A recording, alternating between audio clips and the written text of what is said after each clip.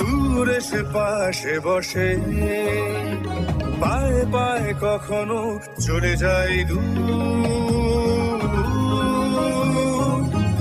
এ জীবন উদযাপনের সুর, radio radio Jadavpur, এগিয়ে চলার সুর, radio radio Jadavpur. 90.8 megahertz community radio, Jadavpur university. মুক্ত চিন্তার পথে ভিন্ন মননের খোঁজ, কমিউনিটি রেডিও যাদবপুর। আপনারা শুনছেন কমিউনিটি রেডিও যাদবপুর 90.8 মেগাহার্টজ। এই বেতার সম্প্রচারটি যাদবপুর বিশ্ববিদ্যালয়ের technical education quality improvement programme TEQIP-র অংশ। শুরু হচ্ছে আমাদের বিশেষ অনুষ্ঠান ম্যাটিক্স কৃষি পাঠশালা। এই অনুষ্ঠানে আমরা ভূমি সুরক্ষা এবং চাষবাসের নানান দিক নিয়ে আলোচনা করব। 90.8 কমিউনিটি রেডিও JU-তে এই বিশেষ অনুষ্ঠান শুনবেন সপ্তাহে 3 দিন। সঙ্গে থাকবেন কৃষক এবং কৃষি বিশেষজ্ঞরা। ভারত সরকারের রাসায়নিক ও সার মন্ত্রকের উদ্যোগে এবং ম্যাটিক্স ফার্টিলাইজার অ্যান্ড কেমিক্যালস লিমিটেডের সহায়তায় অনুষ্ঠানটি সম্প্রচার করা হচ্ছে।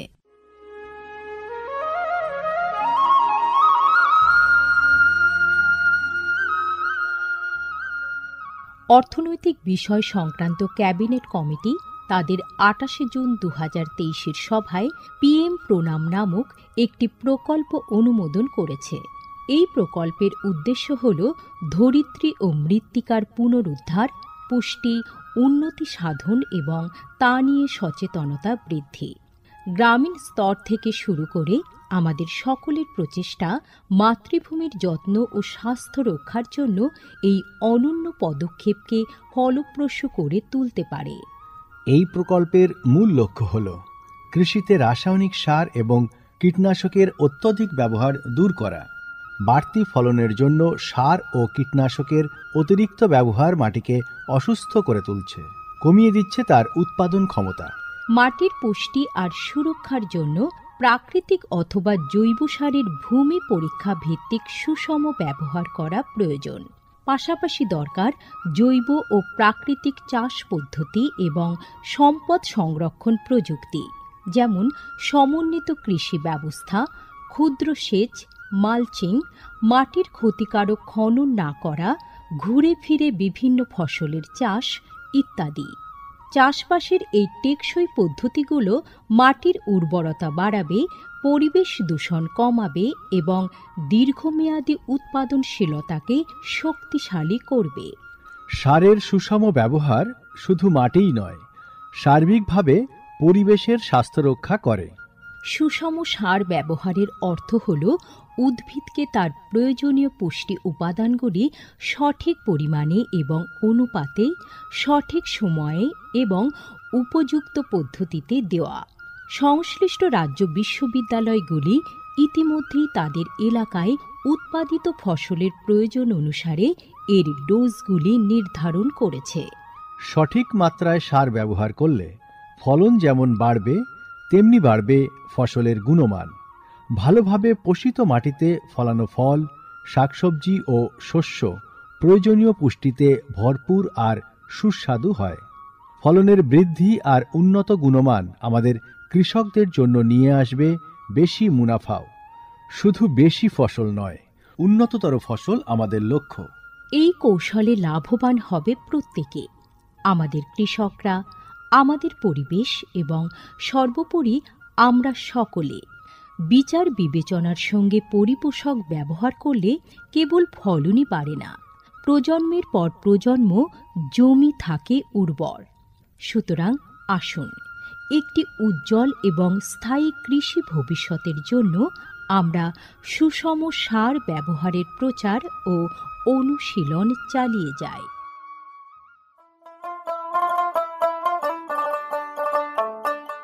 বিকশিত ভারত সংকল্প যাত্রা বা VBSY এর একটি গুরুত্বপূর্ণ অংশ হল ভারত সরকারের সার বিভাগ দ্বারা PM প্রণাম স্কিম এবং কৃষিতে ড্রোন ব্যবহারের প্রচার। সারের সুষম ব্যবহার এবং ন্যানো সারের ব্যবহার নিশ্চিত করার কাজে সার বিভাগ বিভিন্ন সংস্থা ও মানুষকে নিযুক্ত করেছে, যেমন বিভিন্ন সার উৎপাদনকারী সংস্থা, প্রধানমন্ত্রী কৃষি সমৃদ্ধি কেন্দ্র বা PMKSK গুলি, ফিল্ড অফিসার এবং নোডাল অফিসারদের। VBSY এর একটি প্রধান দিক হল বিভিন্ন শস্য এবং গাছপালার ওপর ন্যানো এবং জল দ্রবণীয় সার স্প্রে করার কাজে ড্রোনের ব্যাপক ব্যবহার। এই উদ্যোগের ফলে 29টি রাজ্য ও কেন্দ্রশাসিত অঞ্চলের বিভিন্ন জেলায় হাজার হাজার ড্রোন প্রদর্শন হয়েছে। এই পদ্ধতিটি হাতে কলমে দেখিয়ে দেওয়ায় আধুনিক কৃষি প্রযুক্তি গ্রহণের সুবিধাগুলি মানুষের কাছে আরও স্পষ্ট ও বিশ্বাসযোগ্য হয়ে উঠেছে। এই জনসংযোগ কর্মসূচিগুলি দীর্ঘমেয়াদী কৃষি অনুশীলনের সুফল সম্পর্কে নাগরিকদের অবহিত করতে একটা বড় ভূমিকা পালন করেছে। সারা দেশ জুড়ে লক্ষাধিক দর্শক ড্রোনের প্রদর্শনী প্রত্যক্ষ করেছেন। প্রচলিত ইউরিয়ার চেয়ে ন্যানো ইউরিয়ার উপকারিতা বিষয়ে সচেতন হয়ে কৃষকরা ন্যানো সার প্রয়োগে গভীর আগ্রহ দেখিয়েছেন। এই কর্মসূচির আলাপ আলোচনায় উঠে এসেছে জৈব চাষের উপযোগিতা, যা প্রমাণ করে চাষের এই সব অনুশীলনগুলি নিয়ে কৃষকদের সচেতনতা। উৎসাহী কৃষকরা কৃষিতে ড্রোন প্রযুক্তির বিষয়ে আগ্রহ প্রকাশ করেছেন।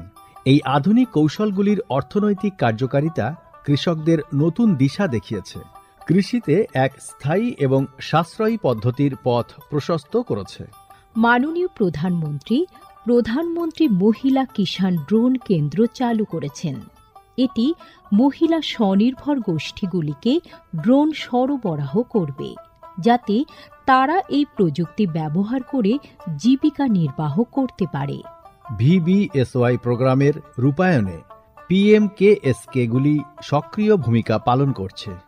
একে অপরের সঙ্গে এই সহযোগিতাই আমাদের পাথেয়। বিকশিত ভারত সংকল্প যাত্রা শুধু একটি যাত্রা নয়, এটি ভারতীয় কৃষির দীর্ঘমেয়াদী এবং প্রযুক্তিগতভাবে উন্নত ভবিষ্যতের দিকে একটি গুরুত্বপূর্ণ পদক্ষেপ। যাত্রাপথে এটি জাতির কৃষিকে সম্পূর্ণ পুনর্নির্মাণ করা, উদ্ভাবনকে উৎসাহিত করা এবং সবার জন্য একটি সবুজ, আরও সমৃদ্ধ ভবিষ্যৎ নিশ্চিত করায় অঙ্গীকারবদ্ধ। ড্রোন প্রযুক্তি, ন্যানো সার এবং দীর্ঘমেয়াদী কৃষি অনুশীলনের প্রচারের মাধ্যমে এটি কেবল সচেতনতায় তৈরি করছে না, আরও সমৃদ্ধ এবং পরিবেশ বান্ধব ভবিষ্যতের জন্য নব প্রযুক্তিকে গ্রহণ করতে কৃষকদের অনুপ্রাণিত করছে। এই কৃষি বিপ্লবের গতি প্রকৃতি প্রত্যক্ষ করলে এটা স্পষ্ট হয় যে VBSY একটি বিকশিত, উন্নত এবং দীর্ঘজীবী ভারতের বীজ বপন করছে।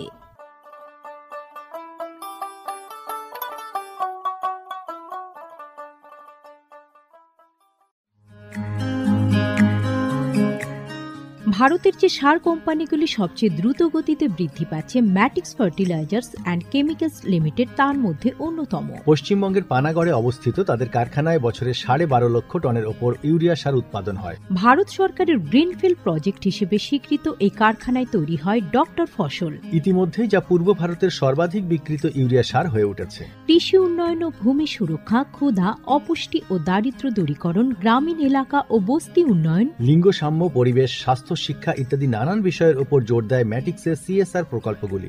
ম্যাটিক্স এক সবুজ ভবিষ্যতের অঙ্গীকার।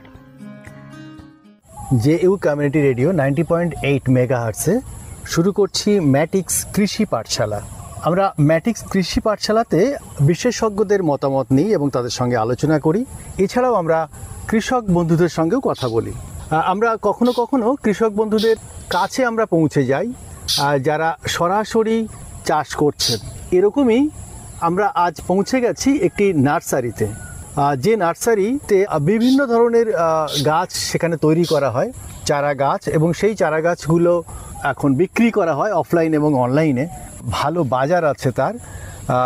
এই এখন যে আধুনিক মানের চাষগুলো হচ্ছে, সেই সমস্ত আধুনিক মানের চাষগুলো সেখানে দেখতে পাচ্ছি, মানে আধুনিক কিছু গাছ আমরা দেখতে পাচ্ছি, যেগুলো হয়তো বিদেশি গাছ বা আধুনিক প্রজাতির গাছ সেই ধরনের।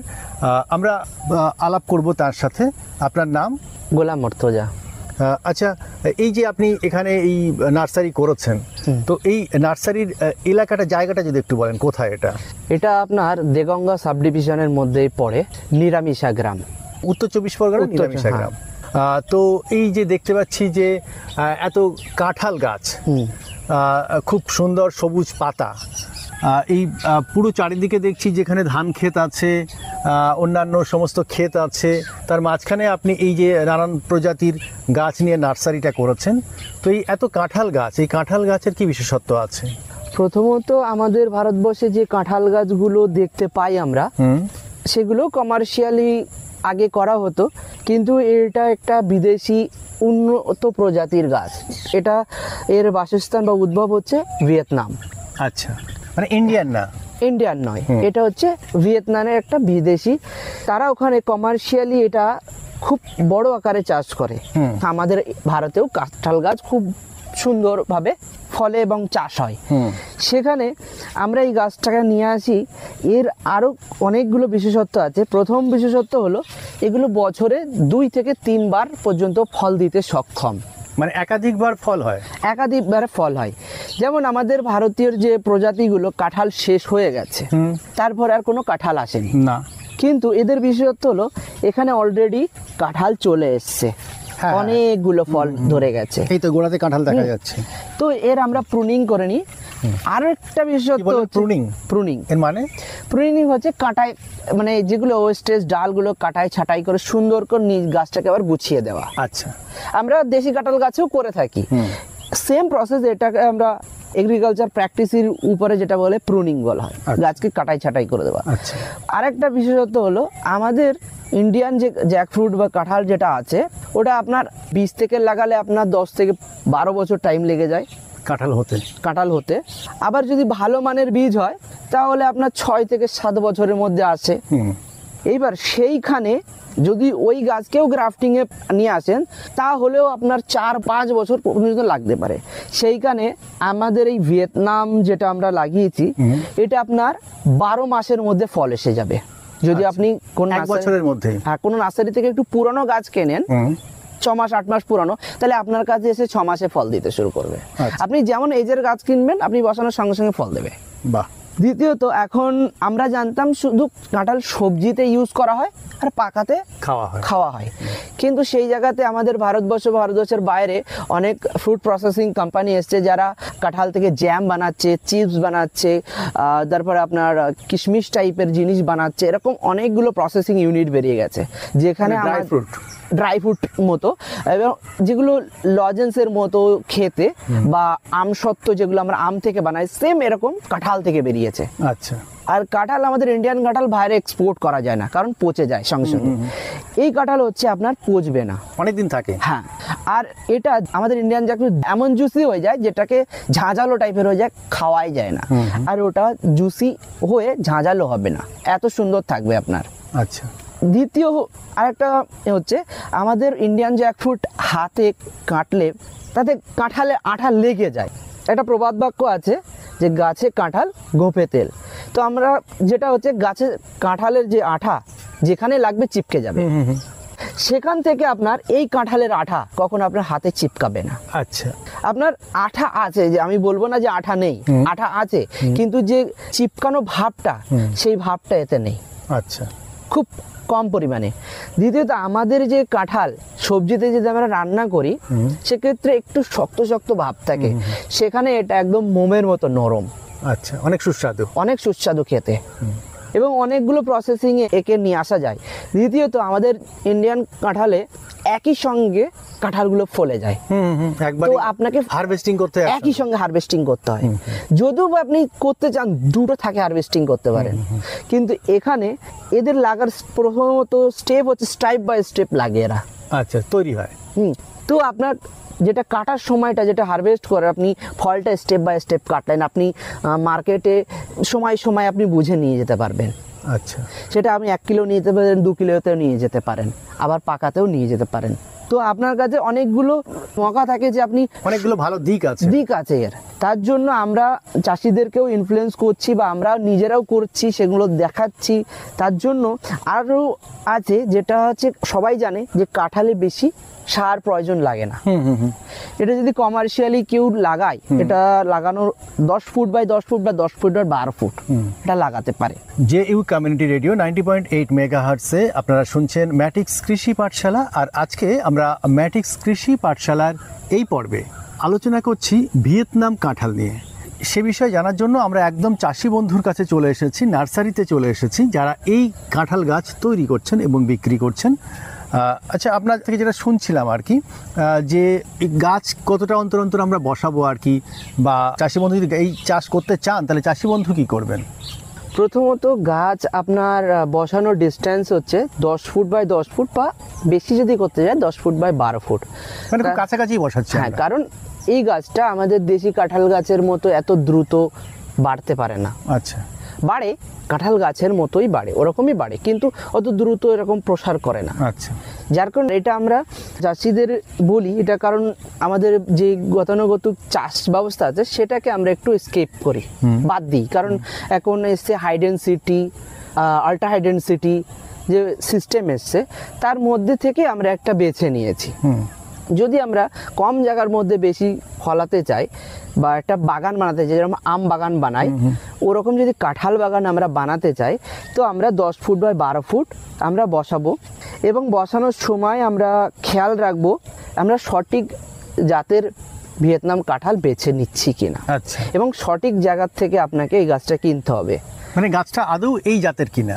অবশ্যই, কারণ মার্কেটে এরকম অনেকেই আপনাকে উল্টো বুঝিয়ে দিতে পারে। ভিয়েতনাম আর চেনার উপায় আছে কিছু কাঁঠালের পাতা, যেমন এর পাতাটা একটু আয়নার মতো চকচক করে, এর ওপরে সূর্যের আলো যদি পড়ে তো সেটা রিফ্লেক্ট করে, আর দুই সাইডের প্লেন হয় গাছগুলো।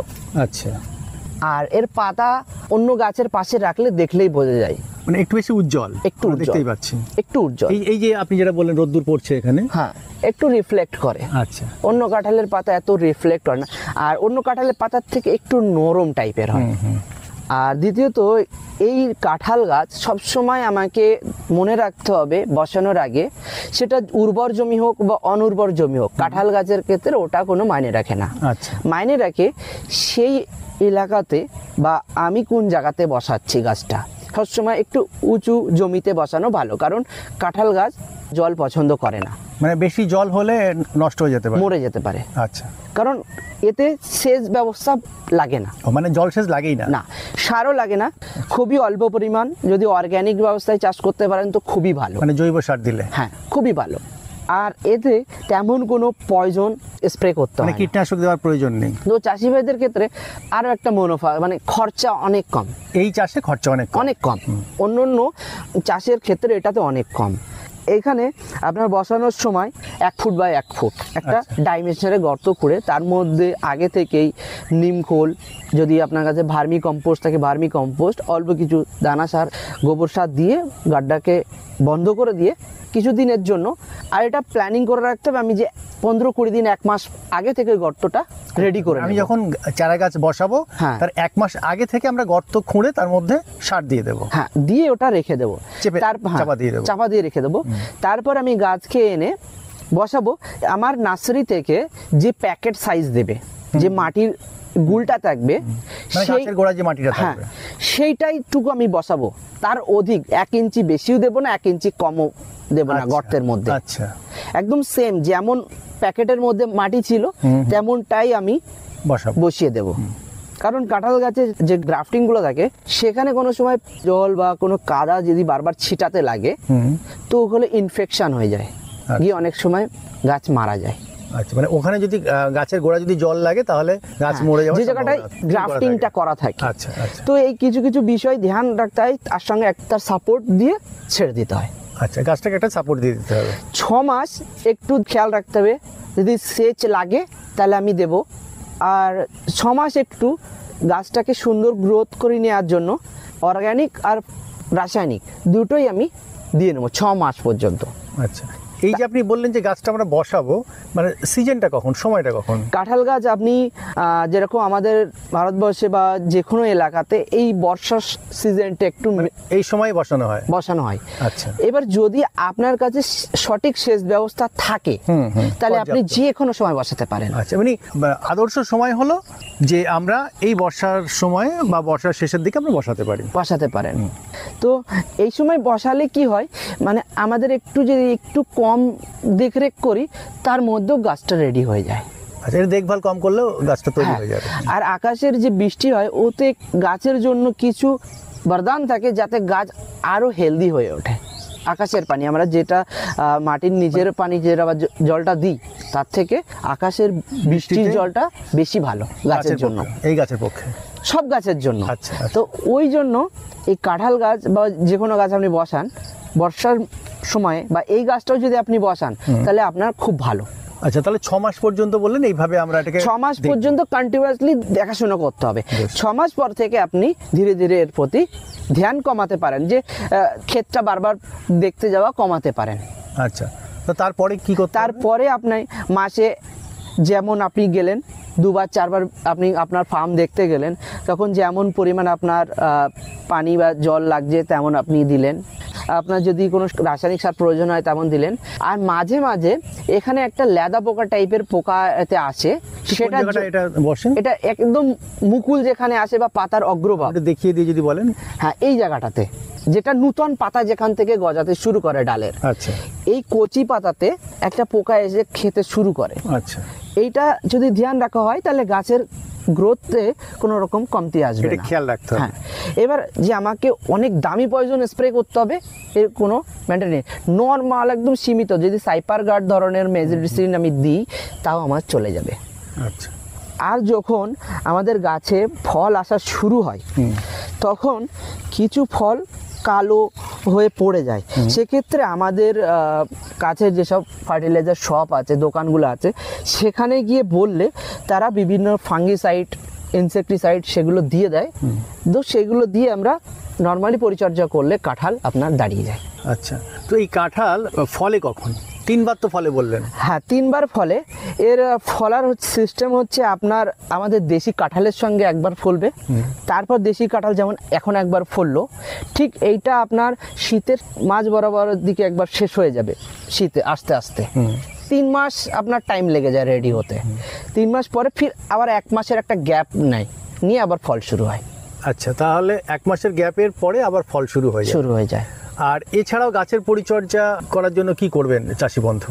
এবার আপনার যখন ফল শেষ হয়ে যায়, ধরেন আপনার গাছ রেডি, সমস্ত ফল এসছে, ফল শেষ হয়ে যাওয়ার পরে যেখানে যেখানে ফল এসেছিল সেই জায়গাগুলোকে ছাঁটাই করে দিতে হবে এবং গাছ পাতা ঝরিয়ে দেবে, পাকা পাতাগুলো। সেই সিজনের পাতা আপনার ফল কাটার পরেই পাতা ঝরে যায়। হ্যাঁ, আপনি এখন দেখতে পাচ্ছেন কিছু কিছু গাছ পাতাগুলো ঝরিয়ে দেওয়া শুরু করে, প্রায় হলুদ হলুদ পাতা আছে, ঝরিয়ে দিচ্ছে। এবার ঝরিয়ে দেওয়ার সঙ্গে সঙ্গে আপনার কিছু ডাল এমন শুকিয়ে যাবে।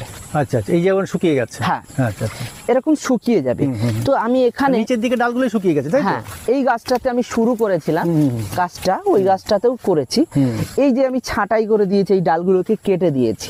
আচ্ছা, আচ্ছা, কাটার কি কোনো প্রসেস আছে কিছু? হ্যাঁ, আপনি কাটার প্রসেস হচ্ছে যদি আপনার কাছে কাটার থাকে সেটা দিয়েও কাটতে পারেন, অথবা আপনি করাত টাইপের জিনিস দিয়ে যেটাকে ধার অথবা খুব ধারালো যেটাকে এক কোপে কাটতে পারেন, যেন কুচিয়ে কাটবেন না, গাছের বেশি যাতে কষ্ট না হয়। হ্যাঁ, সেইভাবে আপনি কেটে দেবেন, দিয়ে গাছটাকে পরিষ্কার করে দিবেন।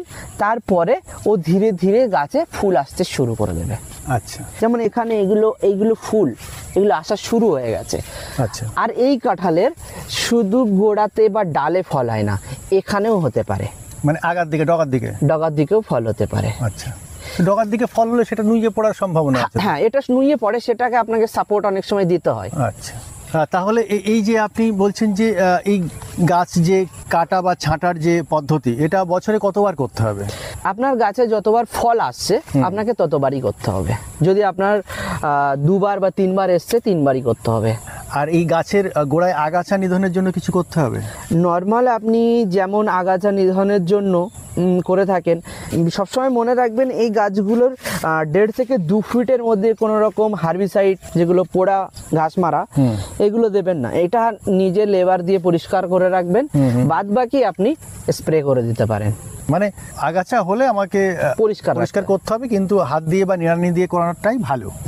আর এই যে আপনি বললেন যে পাতাগুলো হলুদ হয়ে যাচ্ছে, নিচে পড়ে যাচ্ছে, তো এই পাতাগুলো যেখানে পড়ছে এগুলো কি ফেলে দেওয়ার কোনো ব্যাপার আছে নাকি থাকবে? এইগুলোই কাঁঠাল গাছের খাবার লাগে না, কারণ হচ্ছে এইগুলোই একটা লিফ কম্পোস্ট হয়ে আবার কাঁঠাল গাছের খাদ্য জোগাতে সাহায্য করে। আর কাঁঠাল গাছ যে এমন একটা ক্ষমতা আছে যেটা বাঞ্জার মাটিকেও উর্বর করতে সাহায্য করে। বাঞ্জার মাটি মানে যে মাটিতে কোনো অনুর্বর মাটিকে ও নিজের মতো বানিয়ে নেয়, এতটুকু ক্ষমতা একে দিয়েছে। আচ্ছা, তো এই যে চারাগুলো, মানে কাঁঠালের চারাগুলো, ভিয়েতনাম কাঁঠাল আপনি যেটা বলছেন আর কি, এটার বাজারের দাম কেমন? আমাদের মার্কেটে যেমন নর্মাল রেট যাচ্ছে, যেমন সর্বনিম্ন এবছরের লাস্ট রেট গেছিল আপনার 30 টাকা গেছিল কেজি।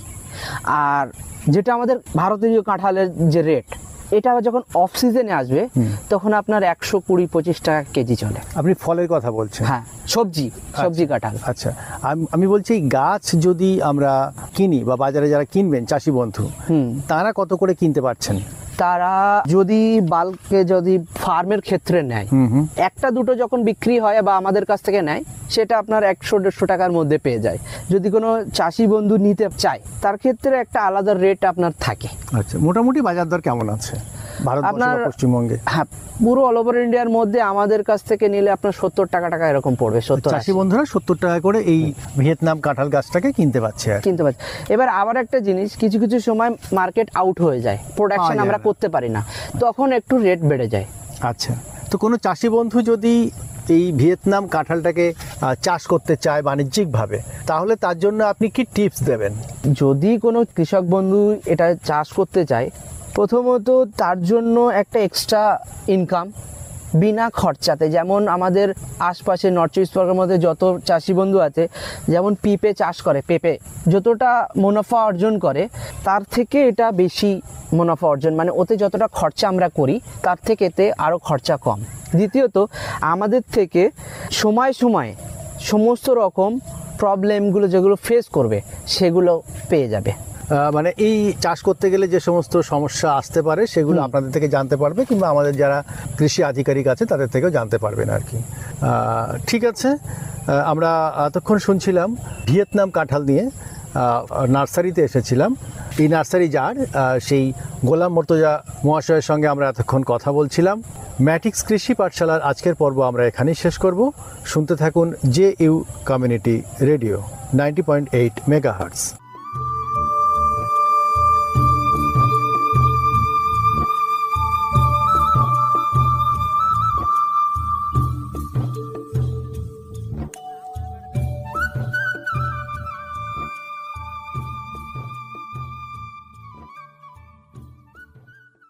এতক্ষণ শুনলেন আমাদের বিশেষ অনুষ্ঠান ম্যাটিক্স কৃষি পাঠশালা। ভারত সরকারের রাসায়নিক ও সার মন্ত্রকের উদ্যোগে এবং ম্যাটিক্স ফার্টিলাইজার অ্যান্ড কেমিক্যালস লিমিটেডের সহায়তায় অনুষ্ঠানটি সম্প্রচার করা হল। কেমন লাগলো এই অনুষ্ঠান আমাদের জানাতে পারেন 0332457260 নম্বরে।